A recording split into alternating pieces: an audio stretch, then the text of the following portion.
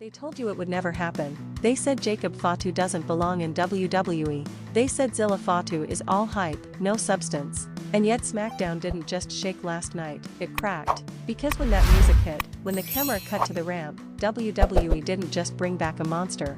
They unleashed a bloodline problem nobody is ready for. Be honest, did you jump out of your seat, or did you throw something at your screen? Comment I lost it or I saw it coming. Jacob Fatu is back. Not humbled, not rebranded, not toned down, angrier, louder, and more dangerous than ever. And the worst part? He didn't come alone. Zilla freaking Fatu. Let that sink in. While SmackDown thought it was safe, while the locker room thought the Bloodline story was already written, two enforcers just rewrote the entire script with violence. The crowd reaction told you everything. Half stunned silence, half nuclear boos, because deep down everyone watching knew the same thing. This isn't a return. This is a hostile takeover. Jacob Fatu didn't walk down that ramp like a man grateful for a second chance. He walked like a man who felt disrespected, ignored, and erased. And now he's here to collect. Quick question: do you think WWE kept him away too long? Type yes or no in the comments. Because the moment Jacob slid into that ring, SmackDown stopped being about championships and started being about survival. Then came Zilla Fatu. No music, no warning, just impact. One spear, one slam, one body hitting the mat so hard you could feel it through the screen. Zilla didn't need an introduction, his last name already carries weight, and his fists carry consequences. Let me ask you something simple. Who looked more terrifying, Jacob or Zilla? Now here's where it gets uncomfortable for WWE. This isn't just about two guys showing up. This is about what they represent. The Bloodline was supposed to be in its final chapter. Roman gone, Jimmy conflicted, Solo exposed, but Jacob Fatu doesn't follow Roman. And Zilla Fatu doesn't acknowledge anyone. That's not a Bloodline revival. That's a Bloodline civil war waiting to explode. Think about it, Jacob Fatu has never needed a mouthpiece, never needed approval, never needed to play the company game. He is chaos with purpose. And when he grabbed that mic, no yelling, no theatrics, just cold rage in his eyes, you could tell this wasn't scripted anger. This was personal. He didn't say he was back to entertain you.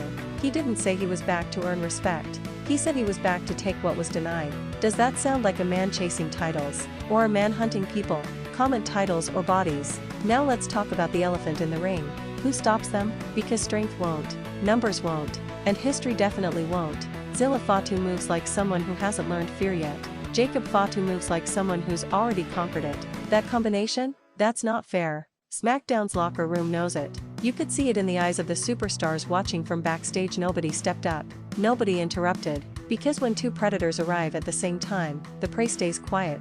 Here's a wild thought. What if Jacob Fatu isn't here to join the Bloodline? What if he's here to end it and rebuild it in his image? Would you rather see him vs Roman or Jacob vs Solo first? Drop Roman or Solo below. This return wasn't nostalgia. It wasn't fan service. It was a warning. WWE didn't just add depth to SmackDown. They added unpredictability. And that's dangerous. Because once fans stop knowing what's coming next, they stop looking away. Jacob Fatu and Zilla Fatu didn't come to climb the ladder. They came to flip it over. So now the question isn't what happens next. The question is, who's brave or stupid enough to stand in their way? And here's what should really make you angry as a fan. WWE knew this moment would break the internet, and they still weren't ready for the fallout. Because the second Jacob Fatu and Zilla Fatu stood side by side, the power dynamic on SmackDown shifted permanently. Not temporarily, not for a storyline twist. Permanently. Look at their body language. No smiles, no celebration, no we made it moment. That wasn't pride, that was ownership. Jacob didn't look around the arena like someone soaking in the moment. He stared straight into the hard cam like he was staring at you, the fans, the locker room, the doubters, and silently saying, "You asked for this. Be real for a second." Did WWE underestimate how big this reaction would be? Comment absolutely or not a chance. Because let's talk about Zilla Fatu for a moment. A lot of casual viewers just saw another big guy. But hardcore fans? They saw the future accelerating at full speed. Zilla doesn't wrestle like he's learning. He wrestles like he's arrived. Every movement looked deliberate. Every strike looked like it had intent behind it. And standing next to Jacob Fatu, that's not mentorship, that's reinforcement. That's a message that says, we're not here to build slowly. We're here to dominate quickly. Now here's where things get messy. SmackDown already has egos. already has unfinished business, already has superstars fighting for relevance. So what happens when two men show up who don't care about politics, don't care about seniority, and definitely don't care about brand loyalty? You get collision, and collisions create moments WWE can't control. Who do you think becomes their first real target?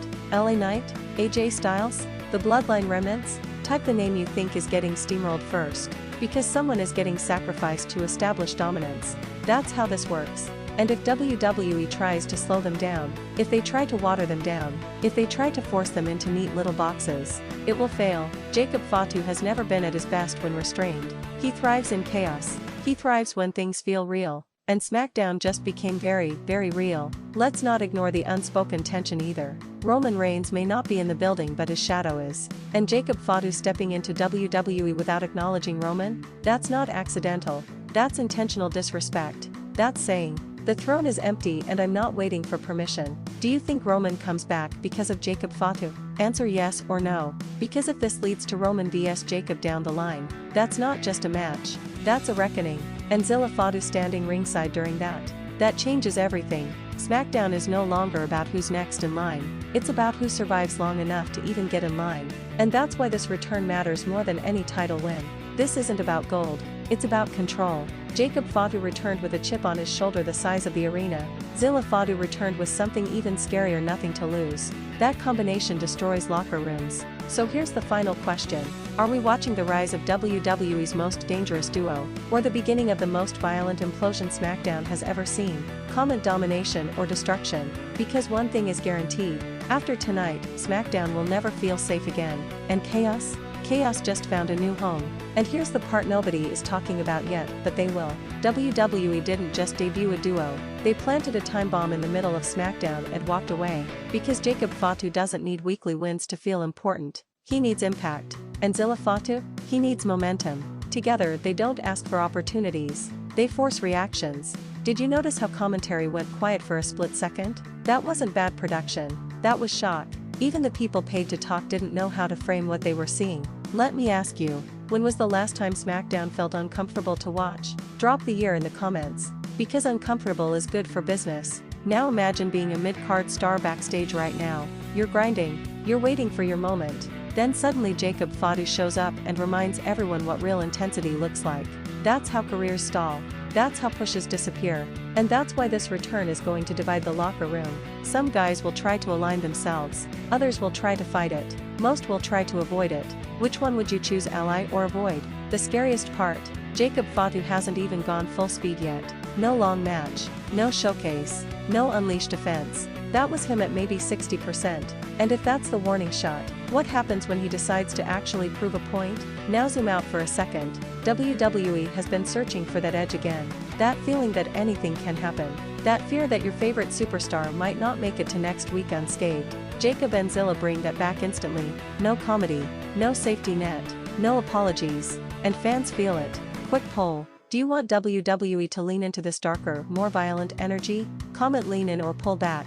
Because if WWE pulls back, this dies fast. But if they lean in, SmackDown becomes must-watch TV again. Now let's talk matchups, because this is where it gets insane. Imagine Zilla Fatu bulldozing through tag teams like they're training dummies. Imagine Jacob Fatu staring down a top champion with zero fear in his eyes. No build, no long promo, just violence. That's how legends are made or destroyed. And let's be honest, somebody is getting exposed by this run. Who do you think it'll be? A fan favorite?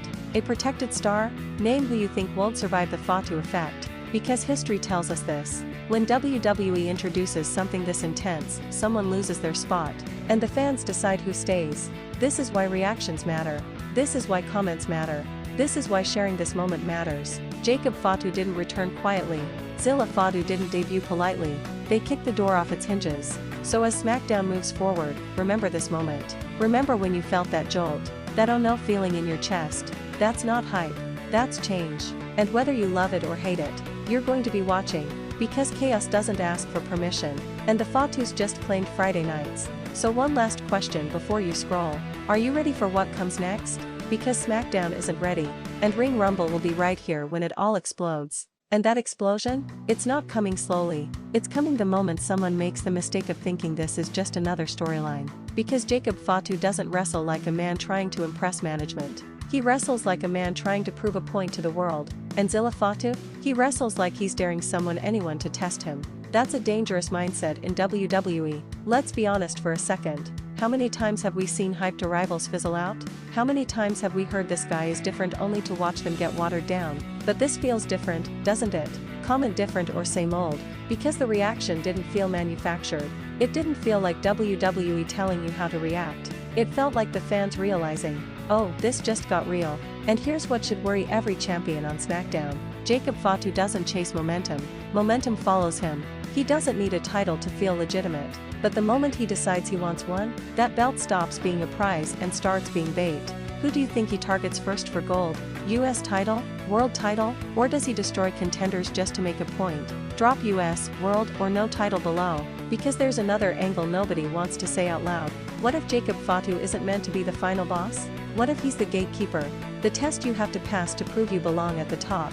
And if you fail, you don't get a rematch. You get forgotten. Zilla Fatu fits that role perfectly. Young, explosive, relentless. He's not here to steal the spotlight, he's here to expand it. Together, they create pressure. Pressure on creative. Pressure on the locker room. Pressure on WWE to stop playing it safe. And pressure creates cracks. Do you think WWE is ready to handle characters this intense long term? Answer ready or not ready. Because once fans taste unpredictability, they don't want to go back. They don't want safe finishes. They don't want formula matches. They want moments that feel like they could spiral out of control at any second. Jacob and Zilla deliver that without saying a word. No catchy catchphrases. No forced comedy. Just presence. And presence is something you can't teach. So as next week's SmackDown approaches, ask yourself this. Who's brave enough to interrupt them? Who's desperate enough to challenge them? And who's smart enough to stay far away? Because one interruption, one stare down, one wrong move, and SmackDown changes forever. If you're excited for the chaos ahead, hit that like button. If you think this duo is about to expose the entire roster, share this video. And if you don't want to miss a single twist, turn, or collision, you already know where to be. Because the storm didn't pass through SmackDown, it moved in. And at Ring Rumble, we're watching every second of it. If you think this duo is about to dominate SmackDown, hit like. If you think WWE just opened Pandora's box, share this video. And if you're ready for chaos every Friday night, you already know why you're watching Ring Rumble.